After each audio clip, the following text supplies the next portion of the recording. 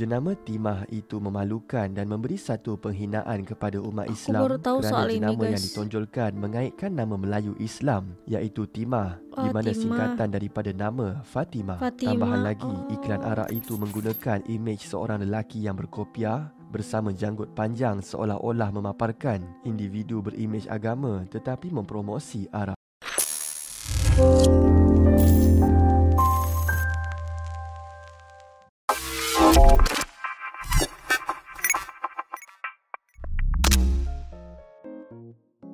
Assalamualaikum Elsa di sini. Hai guys, hai semua, halo tetangga. Gimana kabar teman-teman semua? Semoga sehat selalu, semoga bahagia selalu, dan semoga hari teman-teman semua selalu good day. Selamat datang di channel YouTube Asya Widianti Putri. Hari ini kita masih dalam konteks boykot memboykot. Ini ada 5 case boykot akibat hina agama Islam paling viral di Malaysia pada tahun 2024 dari channel Top 5 Malaysia. Kalau nggak salah yang paling viralnya itu KK ya guys, yang dimana mereka memproduksi atau menjual kaos kaki yang bertulis lafaz Allah. Itu sangat-sangat laknatullah banget guys, bisa-bisanya meletakkan kalimat Allah itu di kaki gitu. Oke, nanti kita lihat sama-sama video seperti apa ya guys. Tapi sebelum dimulai video reaksinya, seperti biasa aku mau ngajakin teman-teman semua dulu untuk subscribe channel ini dan aktifkan lonceng notifikasinya supaya tidak ketinggalan updatean terbaru dari channel ini. Dan bagi teman-teman yang mau request, bisa banget DM di Instagram aku di @asyawidiantiputri. Yaudah, tanpa berlama-lama, tanpa membuang masa, jomlah kita mulai video reaksinya. Are you ready? Let's go. Malaysia merupakan sebuah negara yang terkenal dengan sikap harmoni dan hormat menghormati, tidak kira dalam kalangan budaya, masyarakat maupun negara. Namun, jika berlaku kejadian menghina atau menjatuhkan agama, pasti akan mencetuskan amarah dalam kalangan netizen dan perkara ini tidak boleh diambil remeh. Di sini terdapat 5 kes boykot akibat hina agama Islam paling viral di Malaysia.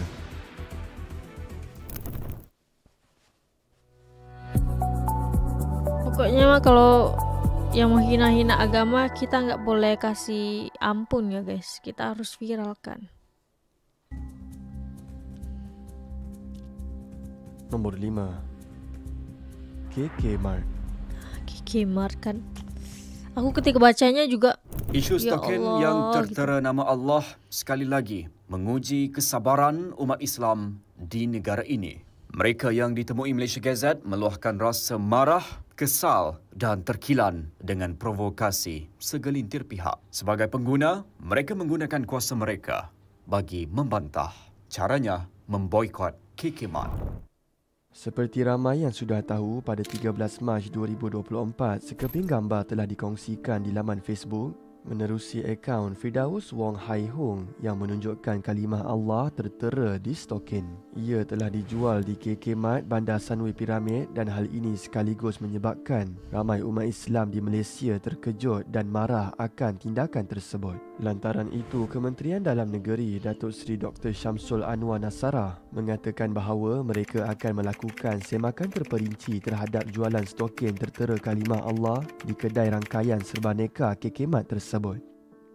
Pada 16 Mac, pengasas dan pengerusi eksekutif kumpulan KK Supermart, Datuk Seri Dr. Chai Ki Kan, membuat sidang media dan memohon maaf kepada seluruh umat Islam di Malaysia sambil ditemani seluruh pihak pengurusan KK Supermart dan pemilik syarikat Sin Jian Cheng Sendian Berhad iaitu Soh Chin Huat yang juga merupakan pembekal kepada kedai KK Mart. Pada 18 Mac, Polis Diraja Malaysia telah membuka kertas siasatan berhubung kes ini di bawah Seksyen 298 Kanun Keseksaan serta Seksyen 233 atas Komunikasi dan Multimedia 1998 yang jika disabitkan kesalahan boleh didenda hingga RM20,000 atau penjara tidak melebihi 3 tahun atau kedua-duanya sekali. Pada 19 Mac, JAKIM memberi amaran keras kepada pengurusan KK Supermart dan Superstore Sendian Berhad berhubung kes ini dan berharap agar isu melibatkan sensitiviti keagamaan tidak berulang lagi. Pada masa yang tahu kes ini, yang di social media, company KK Supermart sudah mengambil langkah yang cepat sekali. Kita sudah memohon maaf terus dalam masa 2 jam di Facebook dan juga di social media. memohon maaf tentang kes ini dan juga kita beg for forgiveness for this issue. Pada 20 Mac, Jabatan Agama Islam Negeri Johor telah menyerbu 80 premis perniagaan termasuk rangkaian kedai serbaneka yang dikaitkan dengan penjualan stokin tertera kalimah Allah.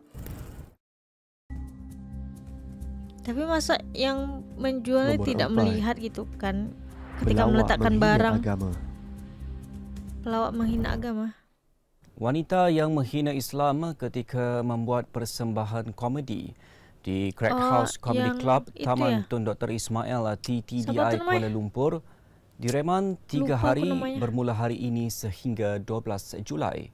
Perkara itu dimaklumkan Setiausaha Polis Malaysia SUPM Datuk Nur Siah Muhammad Saaduddin menerusi satu kenyataan ringkas sebentar tadi. Pada tahun 2022, rakyat Malaysia dikejutkan dengan penularan Situ sebuah Nur video yang Amirai. memperlihatkan seorang Yeah. pelawak wanita menghina Islam dengan menanggalkan tudung serta pakaiannya ketika melakukan persembahan stand-up komedi di Taman Tun Dr. Ismail, Kuala Lumpur. Rentetan daripada kejadian itu, wanita tersebut telah ditahan pihak berkuasa dan Setiausaha Polis Malaysia. Datuk Nur Siah Muhammad Saaduddin berkata, wanita itu akan direman selama 3 hari bagi membantu siasatan. Sebelum melakukan aksi tidak senonoh itu, wanita tersebut memberitahu penonton bahawa dia berbangsa Melayu dan beragama Islam serta telah menghafal 15 juzuk Al-Quran. Pelawak itu telah disiasat di bawah Seksyen 7 Akta Kesalahan Jenayah Syariah 1997 di mana menghina atau menyebabkan kalau penghinaan lawak-lawak itu terhadap jangan bawa Islam agama sih. adalah satu kesalahan dan mereka yang didapati bersalah boleh didenda sehingga RM3,000 atau penjara sehingga 2 tahun atau kedua-duanya sekali jika disabitkan kesalahan. Bukan itu sahaja, laporan polis telah dibuat pada 9 Julai 2022 berhubung video yang disiarkan di TikTok dan kes itu disiasat oleh Unit Siasatan Khas Bukit Aman mengikut Seksyen 298 Kanun Keseksaan kerana menimbulkan perpecahan dan mencetuskan kebencian dalam kalangan rakyat serta di bawah Seksyen 233 Akta Komunikasi dan Multimedia kerana menyalahgunakan kemudahan rangkaian.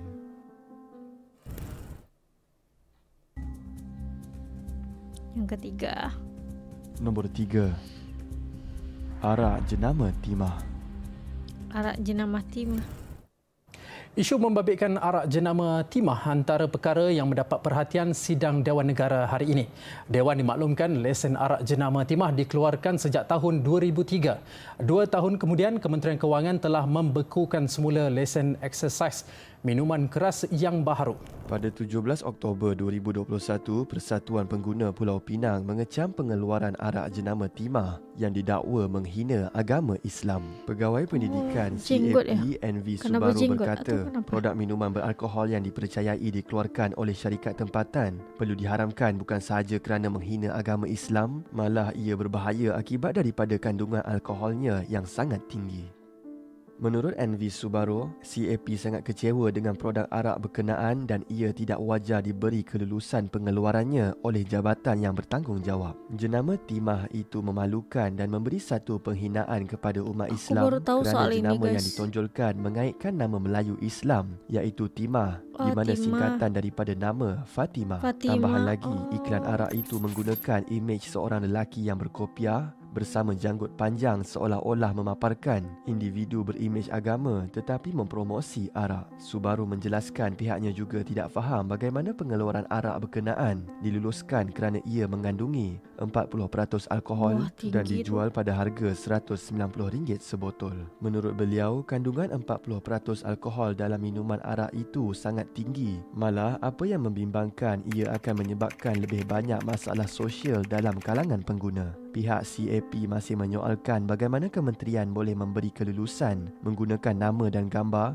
yang boleh mengundang kemarahan orang ramai serta nama arak timah itu sendiri dianggap hasil usaha yang berterusan dalam sejarah tanah Melayu yang membawa kepada perpecahan masyarakat. Orang ramai turut berharap agar kerajaan tidak berdiam diri serta menjelaskan pendirian terhadap isu ini serta membanteras masalah ini agar dapat menjaga nama baik orang Islam.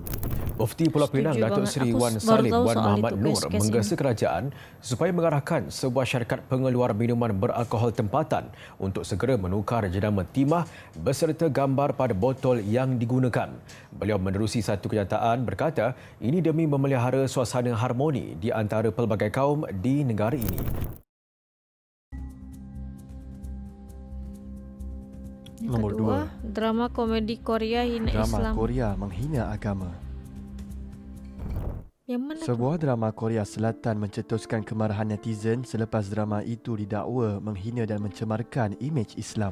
Drama Man Who Dies to Live yang disiarkan sejak 19 Tak Julai tahu tu dramanya. 2017 mengisahkan tentang Jang Dalgu yang menjelajah ke sebuah bandar di Asia Barat dan menjadi kaya. Kemudian menerima pelbagai gelaran, antaranya ialah nama Said Fad Ali. Antara babak yang mencetuskan kemarahan netizen terutamanya penonton Islam adalah di mana Dalgu yang memakai baju jubah dan serban disambut oleh wanita berpakaian baju renang. Bukan itu sahaja, satu lagi babak menampilkan pelakon itu meminum air wine ketika sarapan dan lengkap berpakaian seperti orang Arab. Dan yang paling mencetuskan kontroversi adalah ketika Dalgu duduk sambil meletakkan kaki di atas senaskah buku yang dipercayai Al-Quran. Drama itu dikabarkan telah memaparkan imej orang Islam dan orang ramai mengecam syarikat penyiaran MBC yang tidak sepatutnya menyiarkan drama tersebut. Rentetan daripada kejadian itu, pihak syarikat MBC tampil memohon maaf di akaun sosial media rasmi milik mereka dan berkata bahawa semua karakter, nama dan tempat adalah rekaan semata-mata. Menurutnya lagi, MBC tidak berniat untuk menghina mana-mana agama, budaya serta individu dan juga mengatakan bahawa mereka akan mengambil langkah yang lebih berhati-hati dalam produksi filem. Namun, ramai penonton di serata dunia telah mengambil langkah untuk memboikot drama tersebut atas perbuatan mereka ini yang langsung tidak memikirkan isu sensitiviti agama. Aku nggak tahu sih drama itu. Nggak terlalu Nombor suka drama satu. Korea juga. Filem Satu. Amerika Syarikat. Film apa nih? Pada September 2012, PAS dan Pemuda UMNO telah mengecam penerbitan filem Innocence of Muslims oleh karyawan Amerika Syarikat yang didakwa menghina Nabi Muhammad sehingga mencetuskan kemarahan umat Islam di seluruh dunia. Presiden PAS Datuk Seri Abdul Hadi Awang berkata, walaupun pada asasnya kebebasan bersuara perlu dihormati, tetapi ia mestilah berteraskan rasa bertanggungjawab sehingga tidak mempermainkan keharmonian hidup mana-mana budaya, agama serta individu. Tambahnya lagi, mewujudkan perasaan kebencian yang cuba ditaburkan oleh kelompok tertentu ekstremis ini adalah tindakan yang salah dan ia pasti tidak akan menyumbang kepada suasana dunia yang lebih tenteram.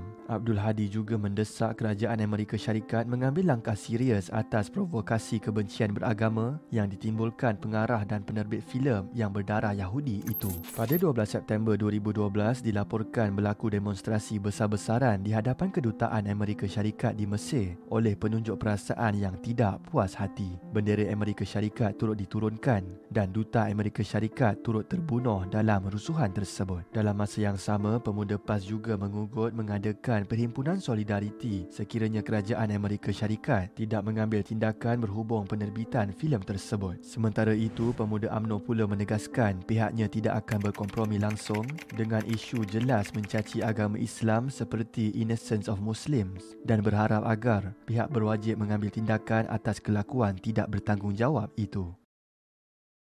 Itu sahaja video pada kali ini. Share dan komen tentang pendapat anda tentang isu-isu ini.